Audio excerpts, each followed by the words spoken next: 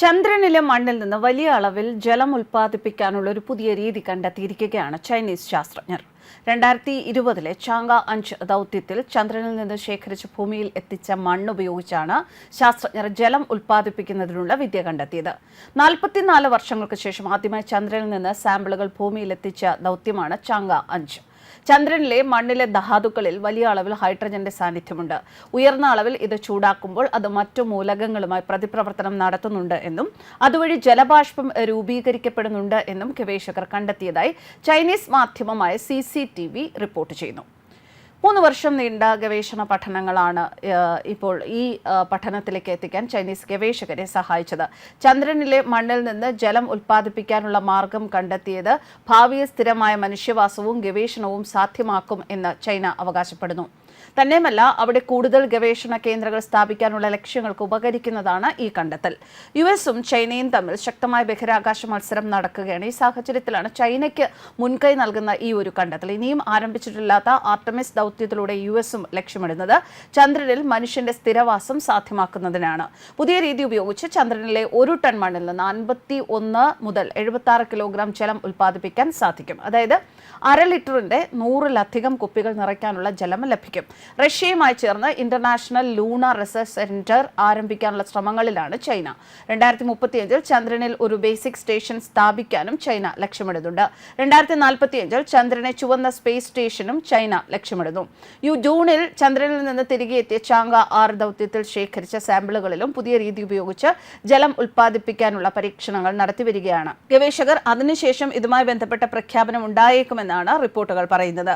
കഴിഞ്ഞ വർഷം വന്ന ഒരു റിപ്പോർട്ടിന്റെ അടിസ്ഥാനത്തിൽ ചൈന ചന്ദ്രനിൽ ഭൂമി വാങ്ങിയിരുന്നു. വരും വർഷങ്ങളിൽ അവിടെ കെട്ടിടങ്ങളും നിർമ്മിക്കും. എത്രയും വേഗം അവിടെ ഒരു ബേസ് നിർമ്മിക്കണം എന്നാണ് ചൈനയുടെ ആഗ്രഹം. ചന്ദ്രനിൽ കെട്ടിടം നിർമ്മിക്കാൻ ഒരുങ്ങുകയാണ് ചൈന. അതിനുള്ള ഒരുക്കങ്ങളും ചൈന തുടങ്ങിക്കഴിഞ്ഞു. അടുത്ത 5 വർഷത്തിനുള്ളിൽ ചന്ദ്രനിലെ മണ്ണ് ഉപയോഗിച്ച് ചന്ദ്രന്റെ അടിത്തറ ഉണ്ടാക്കാൻ ചൈനയ്ക്ക് പദ്ധതിയുണ്ട്. ചൈനീസ് പ്രാദേശിക മാധ്യമങ്ങൾ പറയുന്നതനുസരിച്ച് 100-ലധികം ചൈനീസ് ശാസ്ത്രജ്ഞരും ഗവേഷകരും ബഹിരാകാശ കരാറുകാരും അടുത്തിടെ ചൈനയിലെ വുഹാനിൽ ഒരു സമ്മേളനം നടത്തിയിരുന്നു.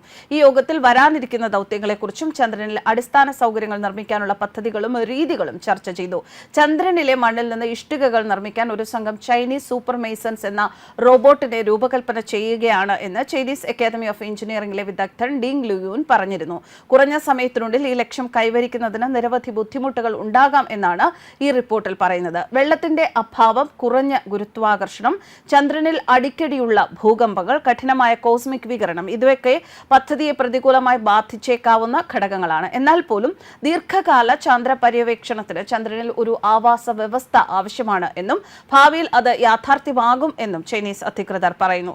ചന്ദ്രനിലെ മണ്ണിൽ നിന്ന് ഇഷ്ടികകൾ നിർമ്മിക്കുന്ന റോബോട്ട് 2028 ചന്ദ്രയുടെ ചേഞ്ച് 8 ദൗത്യത്തിനിടെ വിക്ഷേപിക്കുമെന്ന് ഡിങ് ലിയൂൻ പറഞ്ഞു. ചന്ദ്രനിലെ യഥാർത്ഥ മണ്ണിൽ നിന്ന് ഞങ്ങൾ ആദ്യത്തെ ഇഷ്ടിക ഉണ്ടാക്കുമെന്നും അത് ചന്ദ്രനിൽ മാത്രം നിർമ്മിക്കുമെന്നും അവർ അവകാശപ്പെടുന്നു. ഇതിനു പുറമെ 2025 ഒരു ദൗത്യത്തിലൂടെ ചന്ദ്രന്റെ ഏറ്റവും വിദൂര ഭാഗത്തു നിന്ന് ആദ്യത്തെ മണ്ണ് സാമ്പിൾ കൊണ്ടുവരാനും ചൈനയ്ക്ക് ലക്ഷ്യമുണ്ട്.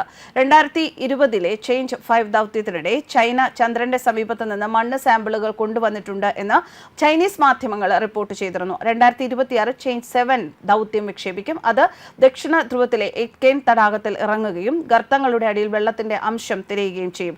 ലൂണാർ റിസർച്ച് സ്റ്റേഷൻ സ്ഥാപിച്ച ശേഷം ബഹിരാകാശ സഞ്ചാരികൾ ചന്ദ്രനിൽ ദീർഘനേരം തങ്ങണമെന്നാണ് ചൈനയുടെ ആഗ്രഹം. കഴിഞ്ഞ ആഴ്ച വുഹാനിലെ ഹ്വാഷോക് സയൻസ് ആൻഡ് ടെക്നോളജി സർവകലാശാലയിൽ നടന്ന അന്യഗ്രഹ നിർമ്മാണ കോൺഫറൻസിൽ ഡസൻ കണക്കിന് ചൈനീസ് വിദഗ്ധർ പങ്കെടുത്തിരുന്നു. ന്യൂസ് ഡെസ്ക് കർമ്മ ന്യൂസ്.